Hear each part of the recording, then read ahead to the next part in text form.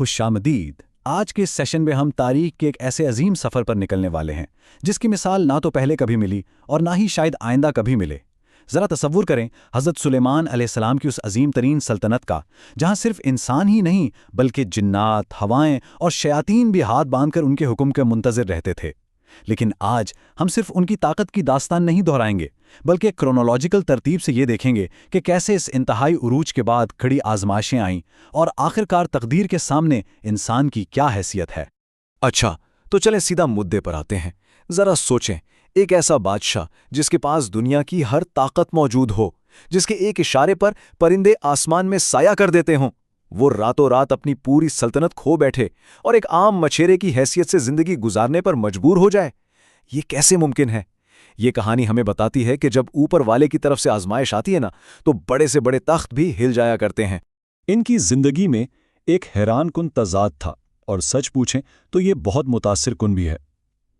ایک طرف تو ان کے باورچی خانے میں روزانہ 2020 اونٹوں کا گوشت پکایا جاتا تھا تاکہ انسانوں، جنات اور پرندوں کے ان گنت لشکر کا پیٹ بھرا جا سکے۔ لیکن دوسری طرف وہ اپنی ذات کے لیے شاہی خزانے سے 1 روپیہ نہیں لیتے تھے۔ اتنی دولت کے باوجود وہ اپنے ہاتھوں سے کھجور کے پتوں کی ٹوکریاں بناتے اور انہیں بازار میں بیچ کر اپنا پیٹ پالتے تھے۔ یہ عاجزی کی ایک بے مثال سطح ہے۔ آپ ذرا ان کے تخت کی بات کرتے ہیں جہاں سے اس سلطنت کا نظام چلتا تھا۔ یہ کوئی عام سونے چاندی کا ڈھانچہ نہیں تھا، بلکہ یہ اس دور کی ایک انتہائی حیرت انگیز ٹیکنالوجی تھی جسے جنات نے تیار کیا تھا۔ جیسے ہی وہ سیڑھیاں چڑھتے، تخت خود بخود ایک چکی کی طرح گھومنے لگتا، سونے کے مور پیر پھیلاتے، شیر حرکت کرتے، اور جب وہ بیٹھ جاتے تو سونے کے 2 گدھ اڑ کر ان کے سر پر شاہی تاج رکھ دیتے تھے۔ اور ہاں، یہ تخت باقاعدہ ہواؤں میں اڑتا تھا۔ یہ اس لاجواب طاقت کا ایک چھوٹا سا عکس تھا جو اللہ نے انہیں عطا کی تھی۔ لیکن پھر اس طاقتور ترین سلطنت پر ایک بہت بڑی آزمائش آ گئی۔ یہ سب شروع کیسے ہوا؟ دراصل ان کے گھر میں ان کے علم کے بغیر ان کی ایک بیوی نے اپنے باپ کا بت بنا کر اسے پوجنا شروع کر دیا تھا۔ اللہ نے اپنے نبی کو اس بات پر تنبیہ کرنے کے لیے ایک سخت امتحان میں ڈالا۔ کائنات کی بادشاہی ایک خاص انگوٹھی سے جڑی تھی۔ ایک دن جب وہ اپنی انگوٹھی ایک قابل اعتماد کنیز آمینہ کو دے کر اندر گئے تو ایک شیطان نے ہو بہو ان کا روپ دھار لیا۔ اس نے آمینہ سے وہ انگوٹھی لی، پہنی اور تخت پر قبضہ کر لیا۔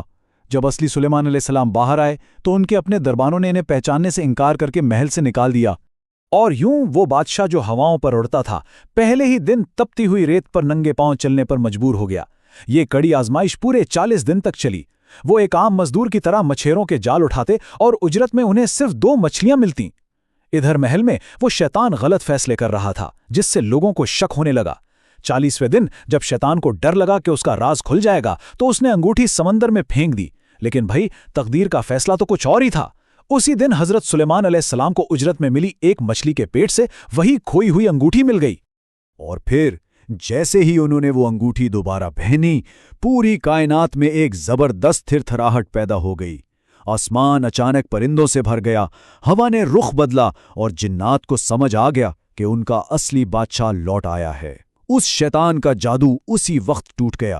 وہ بھاگا ضرور، مگر زمین اس کے لیے تنگ ہو چکی تھی۔ حضرت سلیمان علیہ السلام نے اسے اور اس کے لشکر کو گرفتار کر کے سمندر کی گہرائیوں میں پتھروں کے درمیان قید کر دیا، جو ہمیشہ کے لیے ایک عبرت بن گیا۔ اس پورے واقعے میں ایک بڑا اہم سوال پیدا ہوتا ہے۔ ان کے خاص وزیر آصف بن برکیہ، جن کے پاس کتاب کا علم تھا، وہ ان 40 دنوں میں خاموش کیوں رہے؟ جب ان سے پوچھا گیا تو انہوں نے ایک زبردست بات کہی۔ انہوں نے بتایا کہ وہ اس شیطان کو پہچان چکے تھے، مگر خاموش رہے کیونکہ یہ اللہ کا حکم تھا کہ یہ امتحان کا وقت نبی پر گزرے۔ انہوں نے شیطان کے ظلم کا ساتھ دینے سے تو انکار کر دیا، مگر اللہ کی رضا کی خاطر مصلحتاً خاموشی اختیار کی۔ اسی واقعے پر بات چیت کے دوران ایک بڑی گہری فلسفیانہ بحث چھڑ گئی۔ حضرت سلیمان علیہ السلام نے ہدہد پرندے کی مثال دی۔ آپ کو معلوم ہے کہ یہ پرندہ زمین کی تہوں کے نیچے موجود پانی کو دیکھ لینے کی حیرت انگیز صلاحیت رکھتا ہے۔ لیکن عجیب بات یہ ہے کہ وہی پرندہ جب اڑ رہا ہوتا ہے تو اسے مٹھی بھر خاک کے نیچے چھپا شکاری کا جال نظر نہیں آتا اور وہ اس میں پھنس جاتا ہے۔ وزیر نے حیرانی سے پوچھا کہ ایسا کیوں ہے؟ تو اس پر حضرت سلیمان علیہ السلام کا جو جواب تھا وہ دراصل اس پوری پیشکش کا سب سے بڑا سبق ہے۔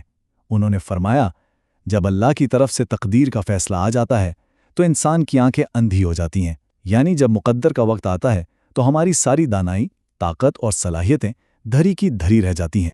खैर, सल्तनत तो वापस मिल गई, लेकिन उनकी जिंदगी का अगला इम्तिहान जल्द ही सामने खड़ा था।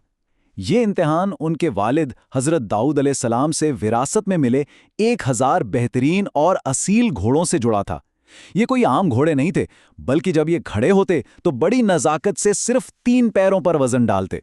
ये खास तौर पर अल्लाह की राह में जिहाद के लिए तैयार किए गए थे और हजरत सुलेमान अलैहिस्सलाम को इनसे बेपनाह लगाव था। एक शाम वो उन घोड़ों के मुआयने में इस कदर खो गए कि उन्हें वक्त गुजरने का एहसास ही नहीं हुआ। घोड़ों के दौड़ने से उड़ती धूल सूरज की किरणों में चमक रही थी और फिर अचानक इनकी नज़र आसमान पर पड़ी। सूरज पहाड़ों के पीछे छुप चुका था। इनके दिल पर एक बोझ आ गया और माथे पर पसीना। घोड़ों की इस मोहब्बत में इनकी नमाज़े असर का वक्त निकल चुका था। उस लम्हे उन्होंने फौरन अल्लाह को पुकारा और अपनी इस भूल की माफ़ी मांगी, और फिर तारीख का एक बेमिसाल मौजज़ा रूनुमा हुआ जिससे रद्द शम्स कहा जाता है। उनकी दुआ से और अल्लाह के हुक्म पर डूबा हुआ सूरज दोबारा उफ़ुक़ पर पलट आया। शाम के साए छट गए, दिन की रोशनी लौट आई ताकि वो अपनी नमाज असर वक्त पर अदा कर सकें। और जैसे ही नमाज मुकम्मल हुई, सूरज दोबारा ग़रूब हो गया। यहाँ एक बहुत ज़रूरी बात साफ करना लाजमी है। बाज़ रिवायात में ये गलतफहमी फैल गई कि हज़रत सुलेमान अलैहिस्सलाम ने गुस्से में आकर उन बेज़ुबान घोड़ों की गर्दनें और पैर काट दिए। मतलब क्या कोई नबी बेगुनाह जानवरों पर ऐसा जुल्म कर सकता है? बिल्कुल भी नहीं। असल हकीकत यह है कि उन्होंने निहायत मोहब्बत से उन घोड़ों की गर्दनों और टांगों को धोया और उनकी मालिश की, क्योंकि ये जानवर अल्लाह के दीन की खातिर जिहाद के लिए वक्फ थे। अब हम इस दास्तान के आखिरी और यकीनन सबसे जज्बाती बाब की तरफ बढ़ते हैं। एक रात हज़रत सुलेमान अलैहिस्सलाम के दिल में दीन की सरबुलंदी का एक ज़बरदस्त जज्बा बैदार हुआ। उन्होंने जोश में आकर इरादा किया कि आज रात वो अपनी 70 बीवियों के पास जाएंगे ताकि हर एक से एक ऐसा बहादुर बेटा पैदा हो जो अल्लाह की राह में तलवार उठाए। लेकिन इस जोशो जज्बे में वो एक इंतहाई अहम लफ्ज़ कहना भूल गए, इंशाअल्लाह। देखिए, ये उनकी तरफ से कोई नाफरमानी नहीं थी, महज एक इंसानी भूल थी। मगर अंबिया का मामला अलग होता है। उनकी छोटी सी लग़ज़िश पर भी उन्हें याद दहानी करवाई जाती है। नतीजा ये निकला कि 70 की बजाय सिर्फ एक बीवी हामिला हुई और जो बच्चा पैदा हुआ वो मुकम्मल नहीं था, उसका धड़ अधूरा था। एक बाप के तौर पर हज़रत सुलेमान अलैहिस्सलाम का दिल ज़रूर टूटा, मगर वो उस अधूरे बच्चे से बेइंतहा मोहब्बत करते थे और उसे अपने साथ शाही तख्त पर बिठाते थे। फिर एक दिन का जिक्र है कि दरबार लगा हुआ था। अचानक हज़रत सुलेमान अलैहिस्सलाम की नज़र इंसानी रूप में आए मलकुल मौत पर पड़ी। उन्होंने महसूस किया कि मौत के फरिश्ते की नज़रें उनके इसी छोटे अधूरे बच्चे पर घड़ी हुई हैं। वो उसे बहुत ही गहरी और पुरस्रार निगाहों से मुसलसल घूर रहे थे। हज़रत सुलेमान अलैहिस्सलाम ने घबराकर पूछा कि वो उसे इस तरह क्यों देख रहे हैं, लेकिन फरिश्ता खामोश रहा। वो खामोशी और वो निगाहें माहौल में एक अजीब सा खौफ तारी कर गईं। एक बाप की तड़प कैसी होती है ये हम समझ सकते हैं। वो बेचैन हो गए और फौरन अपने तमाम जन्नात और शयातीन को तलब किया ताकि किसी तरह उस बच्चे को मौत से दूर किया जा सके। किसी ने मशरिक के आखिरी कोने का मशवरा दिया, किसी ने 7वीं ज़मीन की गहराई का, मगर उन्होंने सब मुस्तरद कर दिया, क्योंकि मौत का फरिश्ता तो हर जगह पहुंच सकता है। आखिर में एक शैतान के मशवरे पर उन्होंने फैसला किया कि बच्चे को आसमान की बुलंदियों में घने बादलों के अंदर छुपा दिया जाए, और यूं उन्होंने हवा को हुक्म देकर बच्चे को बादलों में भेज दिया। मगर तकदीर का लिखा कौन मिटा सकता है? जैसे ही वो बच्चा बादलों में पहुंचा, मुल्कुल मौत वहां पहले से मौजूद था। दरअसल दरबार में फरिश्ते की इस हैरानी की असल वजह यही थी। अल्लाह ने उसे हुक्म दिया था कि इस बच्चे की रूह आसमान की बुलंदियों में बादलों के दरमियान कब्ज करनी है। फरिश्ता वहां ये सोचकर हैरान हो रहा था कि ये बच्चा जो अभी जमीन पर बैठा है, वो मौत के वक्त अचानक बादलों तक कैसे पहुंचेगा। और हैरत की बात देखें, खुद बादशाह की अपनी तदबीर ने ही बच्चे को उसकी मौत की मुकर्ररा जगह तक पहुंचा दिया।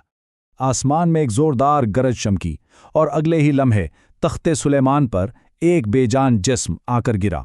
ये उनका वही प्यारा बेटा था जिसे वो मौत से बचाने के लिए हर मुमकिन कोशिश कर चुके थे। वो हवाओं की हुक्मरानी, वो जिन्नात के लश्कर, वो सारी ताकतें, कुछ भी काम ना आया। इंसान की हर मंसूबाबंदी अल्लाह के मुकर्रर करदा तकदीर के सामने आखिरकार हार ही जाती है। इस बेजान जिस्म को देखते ही उनका सर झुक गया और आंखों से आंसू बह निकले। उन्हें इसी लम्हे अपनी इस भूल का एहसास हो गया कि अल्लाह की रज़ा पर भरोसा करने के बजाय उन्होंने अपनी तदबीर और जिन्नात पर भरोसा किया था। वो फ़ौरन सजदे में गिर गए और दुआ की, ऐ मेरे रब, मुझे बख्श दे और मुझे ऐसी बादशाही अता कर जो मेरे बाद किसी के लायक ना हो। اللہ نے अपने सच्चे नबी की तौबा कबूल फरमाई और उन्हें उनका खोया हुआ मकाम लौटा दिया। तो इस पूरे सफर से हम क्या सीखते हैं? ये बहुत ही गहरी बात है। अगर वो अजीम हस्ती जिसने हवाओं, जिन्नात और परिंदों पर हुकूमत की, जिसका तख्त हवा में उड़ता था, अगर वो भी तकदीर के लिखे को 1 इंच नहीं बदल सका, तो हम आम इंसान अपनी जिंदगी और रोजमर्रा के मामलात पर दरअसल कितना इख्तियार रखते हैं? ये दास्तान महज एक ताकतवर बादशाह की कहानी नहीं है, बल्कि ये हमें हमारी अपनी हकीकत और बेबसी का आईना दिखाती है। इस सवाल पर जरा गौर जरूर कीजिएगा। आज की इस पेशकश में हमारे साथ रहने का बहुत बहुत शुक्रिया।